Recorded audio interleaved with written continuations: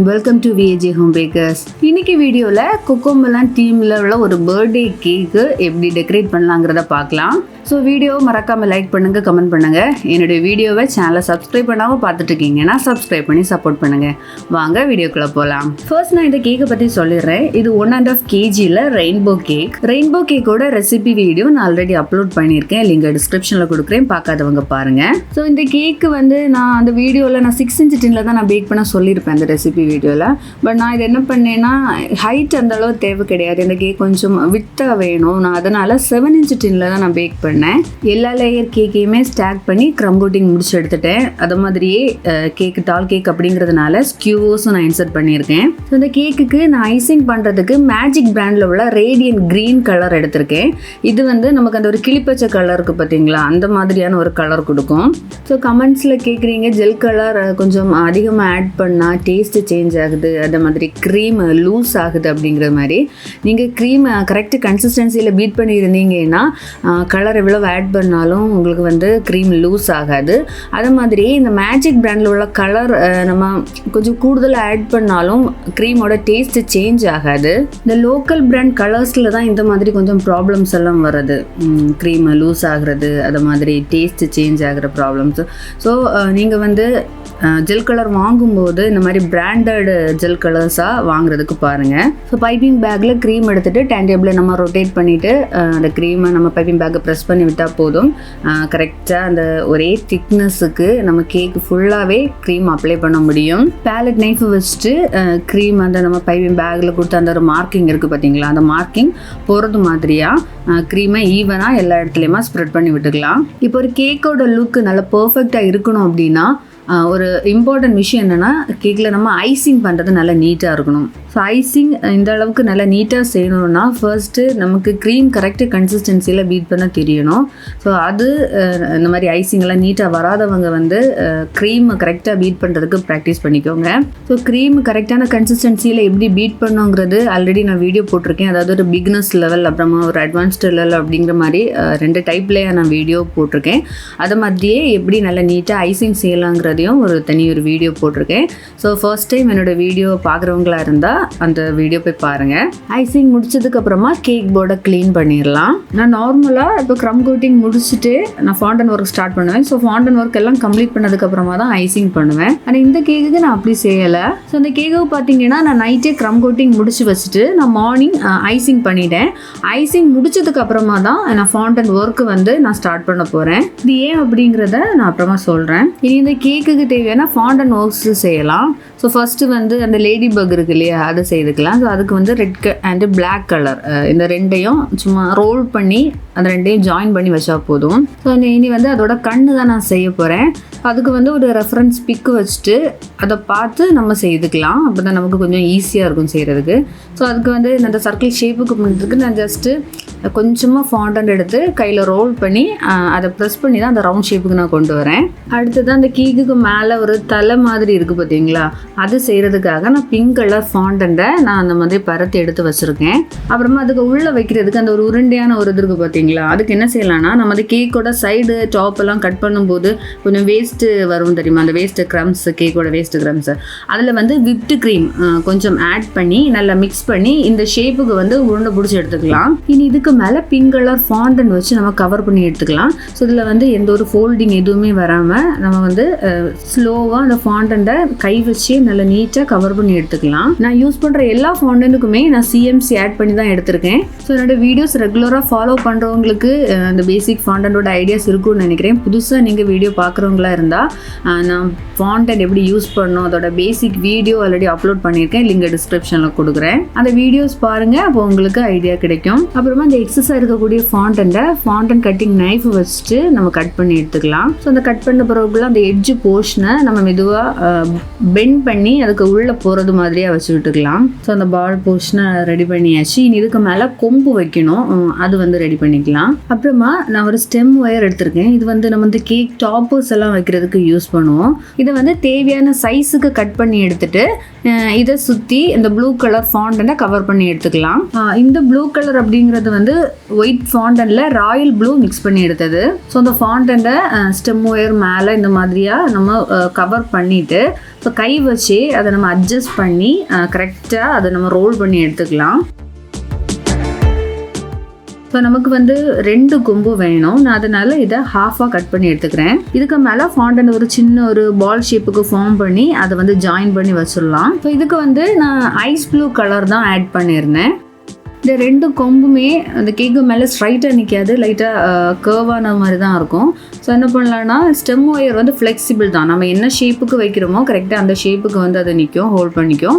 So அது நமக்கு வந்து தேவையான ஷேப்புக்கு அட்ஜஸ்ட் பண்ணி செட் பண்ணி ரெடி பண்ணிக்கலாம். ஸோ இப்போ செய்த இதே மெத்தடில் தான் அந்த லேடி பக்குக்கும் 2 சின்ன கொம்பு செய்து எடுத்துட்டேன். இந்த 2ஓட ஒர்க்கும் முடிச்சதுமே நான் அவனில் எதுவும் வச்சு ட்ரை பண்ணலை, ஜஸ்ட் ஒரு 8 கண்டெய்னரில் வச்சு க்ளோஸ் பண்ணி வச்சுட்டேன். ஏன்னா இது வந்து நம்ம கேக்கோட டாப்பில் தான் வைக்க போகிறோம், அதனால ரூம் டெம்பரேச்சரில் வச்சு ட்ரை பண்ணி எடுத்துக்கலாம். அப்புறமா க்ரீன் கலர் ஃபாண்டனில் அந்த கேக்கில் டெக்கரேட் பண்ணுறதுக்கு ஸ்ட்ரிப்ட் லைன்ஸ் வந்து கட் பண்ணிக்கலாம். ஸோ நான் வந்து இந்த ஸ்கேலோட விட்த்துக்கு தான் நான் அந்த லைன்ஸ் வந்து நான் கட் பண்ணி எடுத்துக்கிட்டேன். இப்போ ஸ்கேல் பார்த்தீங்கன்னா 1 இன்ச் விட்த் இருக்கும்.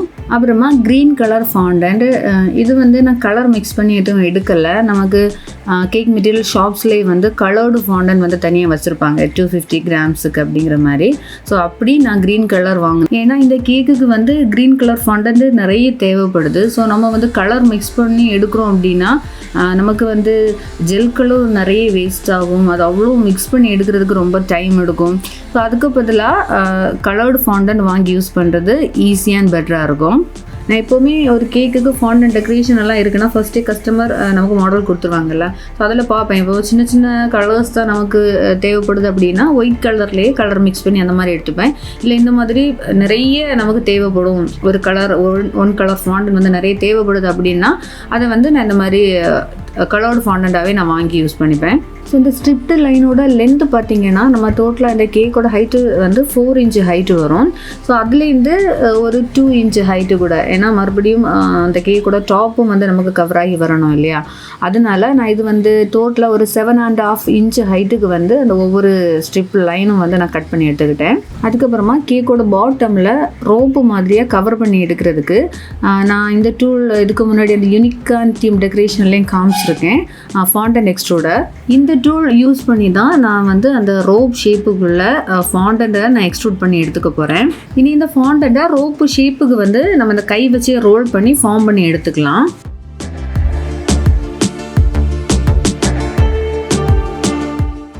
ஸோ இந்த 2 ஃபாண்டன் ஒர்க்கும், அதாவது அந்த ஸ்ட்ரிப்டு லைன் அப்புறமா கேக்கோட பாட்டமில் கவர் பண்ணுறோம் இல்லையா, இதை 2யுமே வந்து நம்ம ட்ரை பண்ணக்கூடாது. இந்த 2 ஷேப்பில் உள்ள ஃபாண்டன்ட்டுமே நம்ம கேக்கில் ஃப்ளெக்சிபிளாக தான் யூஸ் பண்ண போகிறோம். நம்ம இந்த ஃபாண்டன்ட்டு இந்த ஷேப்ஸ் செய்து உடனே வந்து நம்ம கேக்கில் அப்ளை பண்ணணும். அதனால தான் நான் ஃபஸ்ட்டே கேக்கு ஐசிங் பண்ணி நான் ஃப்ரிட்ஜில் ஸ்டோர் பண்ணிட்டேன். அதுக்கப்புறமா தான் இந்த ஃபாண்டன் ஒர்க்ஸ் வந்து நான் ஸ்டார்ட் பண்ணது. இன்கேஸ் இது வந்து ட்ரை ஆயிடுச்சு அப்படின்னா நம்ம அந்த கேக்கில் ஷேப் பண்ணி எடுக்கும்போது ஃபாண்டன்ட் பிரேக் ஆகிடும். இனி வந்து அந்த ஸ்ட்ரிப்டு லைன் இருக்குது பார்த்தீங்களா, அதோட பேக்கில் கொஞ்சம் சாக்லேட் நம்ம அப்ளை பண்ணிக்கலாம்.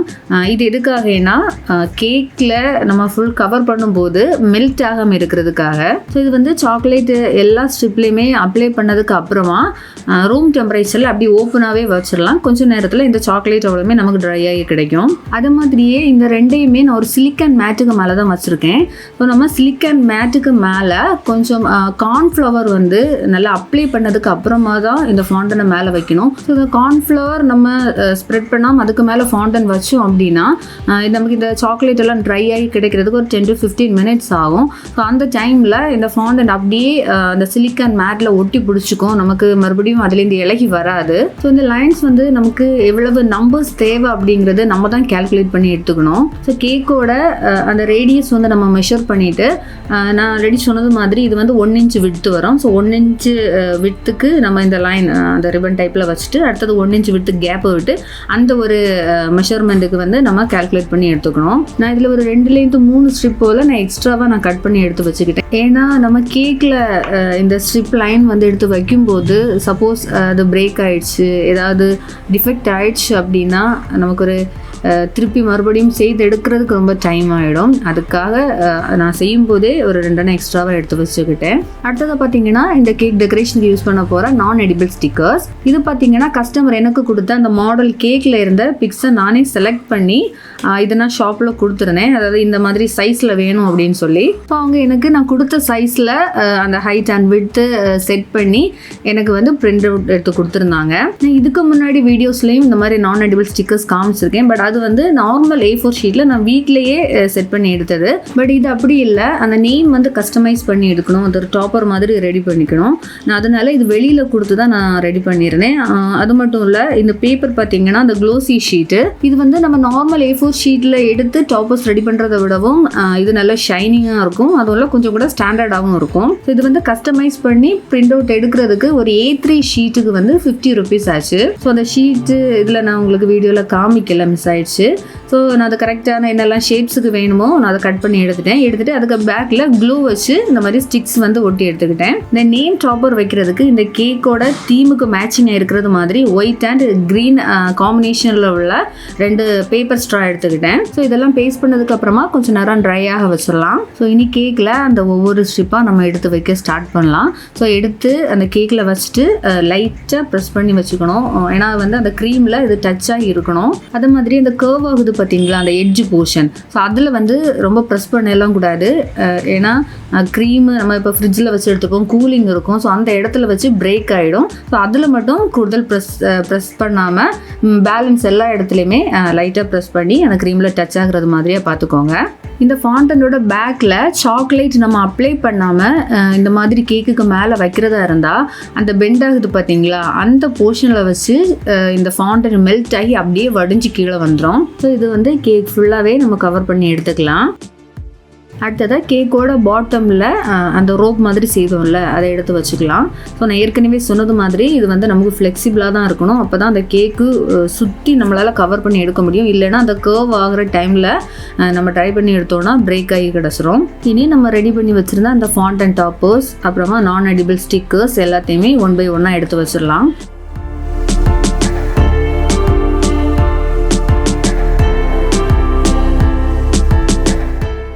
லாஸ்ட்டாக இந்த கேக்கோட சைடில் இந்த நம்பர் 1 வைக்கணும். ஸோ அது வந்து அந்த போர்டில் கரெக்டாக நிற்கிறதுக்காக அந்த 1ஓட பேக்கில் இந்த மாதிரியாக ஃபாண்டன் வச்சுட்டு வச்சோன்னா கரெக்டாக அந்த 1 வந்து கீழே விழாமல் அப்படி நிற்கும். ஸோ இந்த 1 வைக்கணும் அப்படிங்கிறதுக்காக தான் கேக்கை போர்டோட சென்டரில் வைக்காமல் ஒரு சைட்லேயே நான் வச்சுருந்தேன். ஸோ டெக்கரேஷன் எல்லாம் முடிஞ்சதுக்கப்புறமா ஃபைனல் லுக் இந்த மாதிரியாக இருக்கும்.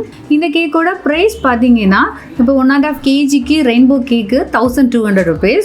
அப்புறமா இந்த ஃபாண்டன் டெக்கரேஷன்ஸுக்கு வந்து 200. அப்புறமா இந்த நான் எடிபிள் டாப்பர்ஸ் இருக்கு இல்லையா, அதுக்கு வந்து 100. அப்படி டோட்டலாக வந்து 1500 rupees இந்த கேக்கு நான் சார்ஜ் பண்ணேன். ஸோ இந்த வீடியோவில் உங்களுக்கு நிறைய யூஸ்ஃபுல்லான இன்ஃபர்மேஷன்ஸ் இருந்திருக்கும்னு நான் நம்புகிறேன்.